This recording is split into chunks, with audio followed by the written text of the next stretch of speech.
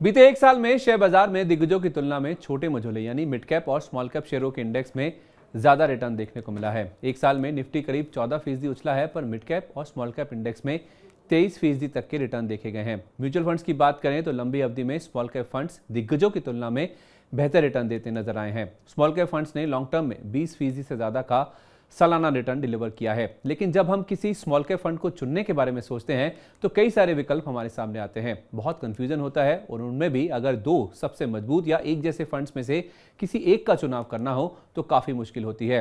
लेकिन आपको चिंता करने की कोई जरूरत नहीं है, क्योंकि आपकी इसी मुश्किल को आसान करने में और बेहतर फंड का चुनाव करने में हम आपकी पूरी मदद करेंगे। नमस्कार, आप देख रहे हैं मनी 9। मैं हूं संदीप ग्रोवर और हमारे weekend special show mutual fund मुकाबला में आपका बहुत बहुत स्वागत है।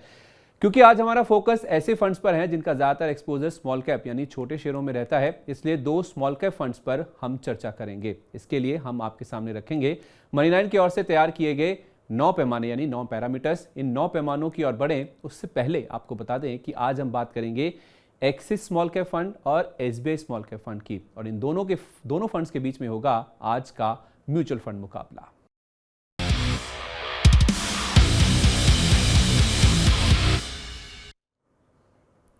तो जल्दी से वो 9 पैमाने देख लेते हैं जो मनी 9 ने आपके लिए तैयार किए हैं, जिसके बेसिस पर इन दोनों फंड्स के बीच में मुकाबला होगा। यानी वो 9 पैरामीटर्स जिसके बेसिस पे ही आज मुकाबला होने वाला है, वो आपके सामने पहले रख देते हैं। सबसे पहले है निवेश का उद्देश्य, यानी कि किस बेसिस पे आपका जो फंड मैनेजर है, जिस फंड में आप निवेश करने वाले हैं, वो किस आधार पर निवेश करता है। क्या वो आपके थॉट प्रोसेस से, आपकी सोच से मेल खाता है, तब आप उस फंड में निवेश करने का फैसला ले सकते हैं। एनएवी की बात करेंगे, एक्सपेंस रेशो, यानी कि जब आप कोई म्यूचुअल फंड खरीदते हैं तो आपको खर्चे कितने लगेंगे उसकी जानकारी देंगे। न्यूनतम एसआईपी अगर आप करना चाहते हैं तो वो कितने आप कर सकते हैं। एग्जिट लोड कितना लगेगा, जब आप बाहर निकलेंगे उस फंड से तो आपको कितना पैसा देना होगा। नेट एसेट्स यानी उस पूरे फंड का आकार कितना बड़ा है, उसके बारे में बातचीत करेंगे। किस बेंचमार्क इंडेक्स को ये फंड्स फॉलो करते हैं उसकी बात होगी। फंड मैनेजर की स्टाइल ऑफ इन्वेस्टिंग क्या है, कहाँ कहाँ निवेश कर रखा है उसकी बातचीत भी करेंगे। किस तरह के रिटर्न्स दिए हैं अब तक इन दोनों फंड्स ने, जोखिम कितना है, बहुत ही इंपॉर्टेंट होता है। एक तो इन्वेस्टमेंट रैशनल और उसके साथ साथ जो जोखिम है, ये दो बहुत ही अहम पैरामीटर्स होते हैं जिस पर आपको खास तौर पर नजर रखनी चाहिए। और आखिर में एक एक्सपर्ट की राय लेंगे और फिर इस मुकाबले के नतीजे की ओर भी बढ़ेंगे। जब एक्सपर्ट की बात हुई तो आपको बता दें कि आज की हमारी जो एक्सपर्ट हैं वो है सर्टिफाइड फाइनेंशियल प्लानर और इन्वेस्टोग्राफी की फाउंडर श्वेता जैन जी। श्वेता मैम हमारे साथ मौजूद भी हैं। श्वेता मैम, आपका बहुत बहुत स्वागत है मनी 9 पर। बहुत धन्यवाद आज अपना समय देने के लिए। Thank you for having me. Ma'am, आप हमारे साथ बनी रहिए। कुछ पैरामीटर्स मैं डिस्कस करना चाहता हूं और उन पैरामीटर्स को डिस्कस करने के बाद मैं आपके पास आऊंगा, आपकी राय लूंगा, फिर हम इस मुकाबले के नतीजे पर पहुंचेंगे। तो पहला पैरामीटर जो है वो है निवेश का उद्देश्य। अगर आप एक्सिस स्मॉल कैप फंड की बात करें तो इक्विटी और स्मॉल कैप कंपनियों से जुड़ी सिक्योरिटीज में निवेश से बनाए पोर्टफोलियो के जरिए लंबी अवधि में पूंजी को बढ़ाना, यानी कि कैपिटल एप्रिसिएशन और रिटर्न कमाना।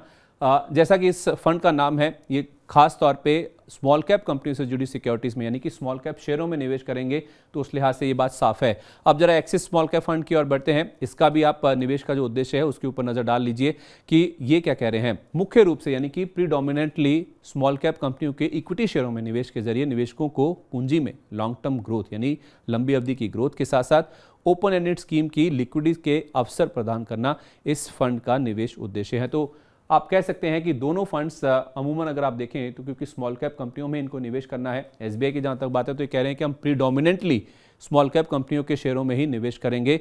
तो आपको इस चीज़ का पता है कि ये दोनों फंड्स जो हैं आपको स्मॉल कैप शेयरों में ही ज़्यादा एक्सपोजर लेने वाले हैं। और स्मॉल कैप शेयरों की खासियत होती है कि उनमें उतार चढ़ाव बहुत ज़्यादा होता है, उनमें जोखिम बहुत ज़्यादा होता है, जिसकी बात हम आगे भी करेंगे। अब जरा दूसरे पैरामीटर की ओर चलते हैं जिसमें हम आपको एनएवी और उसके साथ साथ एक्सपेंस रेशो की बात करते हैं।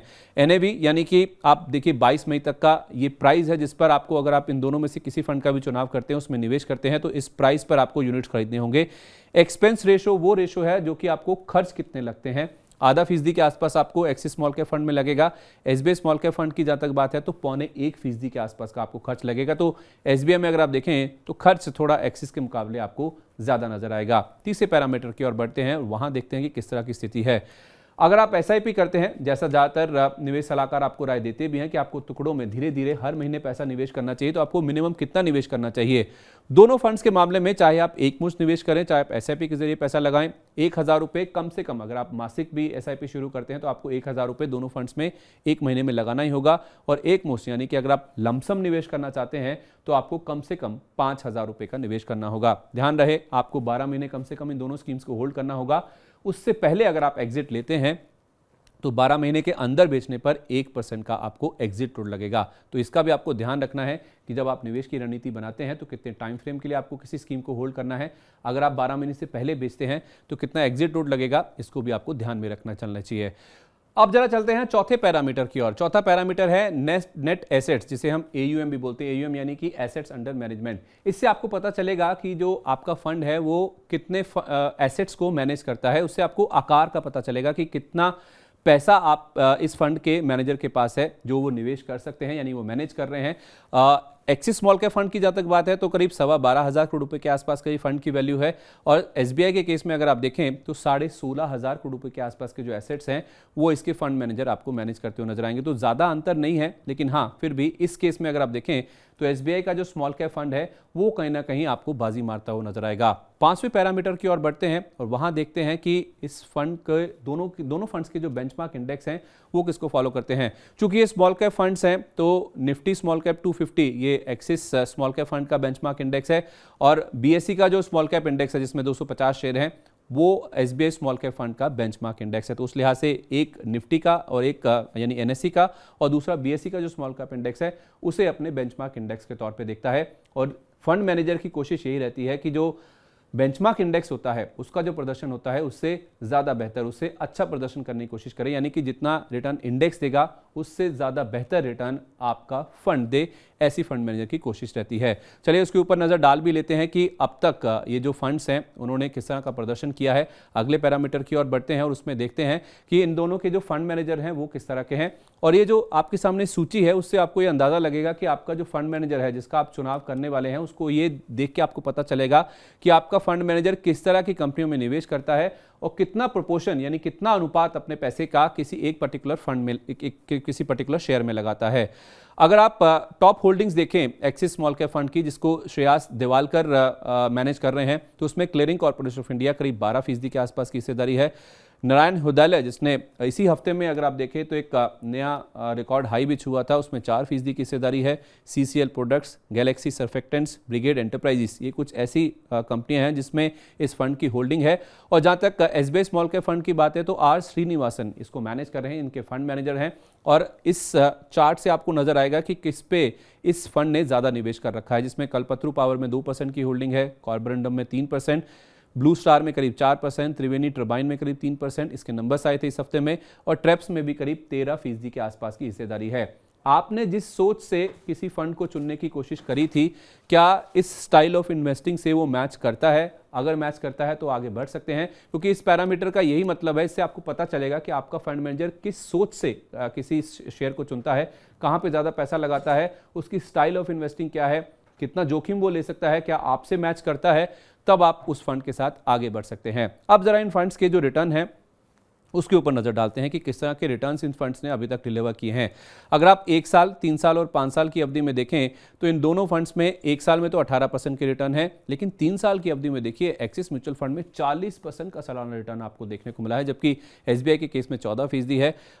यहाँ पे अगर आप 5 साल की अवधि में देखेंगे तब भी एसबीआई को इसने बीट किया है, 21% के रिटर्न यहाँ पे देखने को मिले हैं, और 17% के जो रिटर्न है वो एसबीआई स्मॉल कैप फंड में 5 साल में। ये सालाना रिटर्न के आंकड़े हैं जो कि आपके सामने हैं। तो उस लिहाज से देखा जाए ये जो फंड मैनेजर हैं वो काफ़ी एग्रेसिव हैं, इनके जो डिसीजन लिए गए इनकी ओर से वो कहीं ना कहीं काफ़ी कारगर साबित होते हुए दिखे हैं, जैसा कि आप 3 साल और 5 साल के रिटर्न से साफ तौर पे देख भी पा रहे हैं। ये 22 मई 2023 तक के आंकड़े हैं जो आपको रिटर्न सामने दिख रहे हैं। अब जरा देखते हैं कि इन दोनों फंड्स का जोखिम कितना है।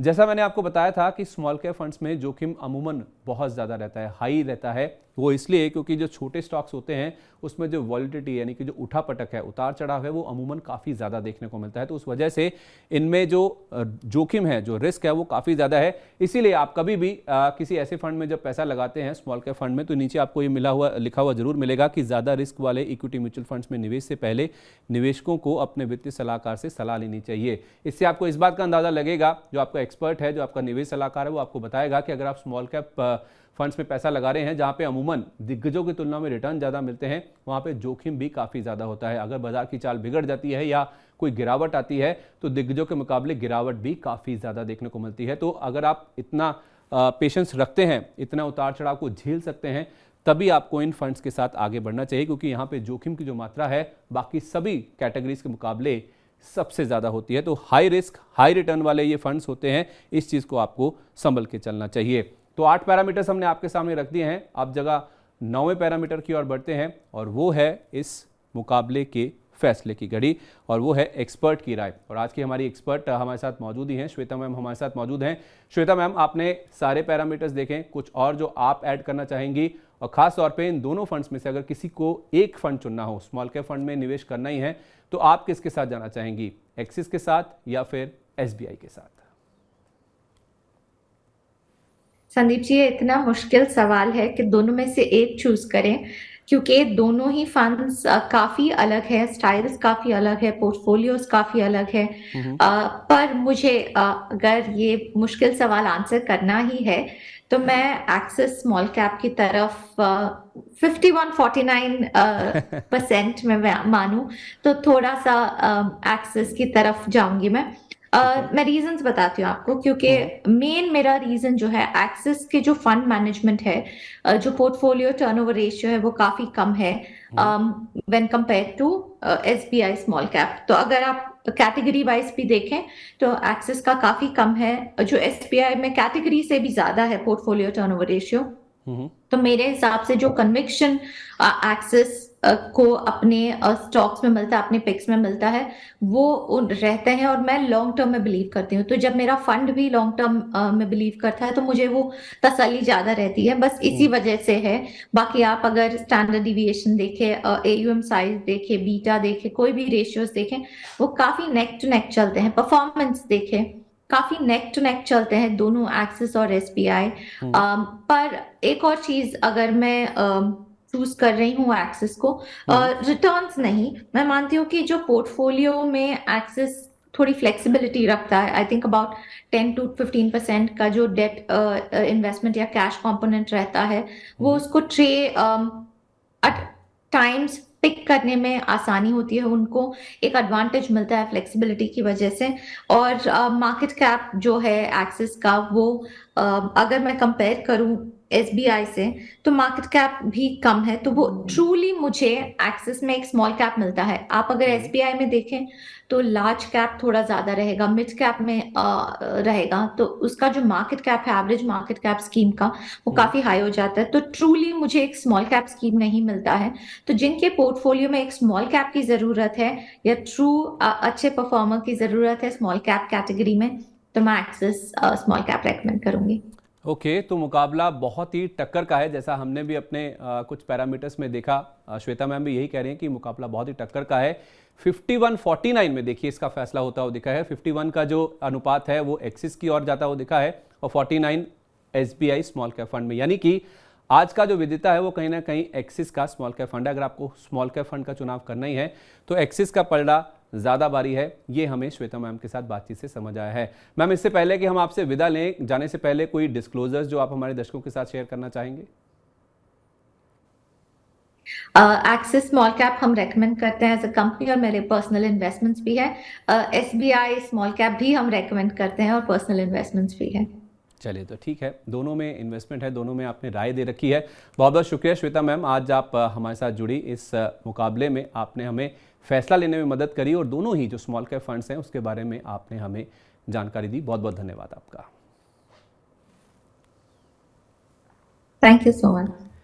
चलिए, तो एक बार आपके सामने फैसला रख देते हैं, क्या नतीजा निकल के सामने आया है कि स्मॉल कैप शेयरों में अगर आप निवेश करना चाहते हैं, खासतौर पे स्मॉल कैप फंड का चुनाव करना चाहते हैं, तो उस लिहाज से श्वेता मैम आपको बता रही हैं कि एसबीआई की तुलना में एक्सिस का जो स्मॉल कैप फंड है वो थोड़ा सा बेहतर है। नेक टू नेक है मामला, लेकिन जो विजेता है आज का वो एक्सिस स्मॉल कैप फंड है, अगर आपको किसी स्मॉल कैप फंड का चुनाव करना है तो। इसी के साथ म्यूचुअल फंड मुकाबला में आज के लिए बस इतना ही। उम्मीद है आपको हमारा आज का ये शो पसंद आया होगा, और इस रिसर्च के जरिए आपको स्मॉल कैप फंड के बेहतर विकल्प का चुनाव करने में मदद मिलेगी। तो मिलते हैं आपसे म्यूचुअल फंड मुकाबला के अगले एपिसोड में एक और कैटेगरी के दो मजबूत फंड्स के बीच मुकाबले के साथ। तब तक आप देखते रहिए मनी 9। नमस्कार।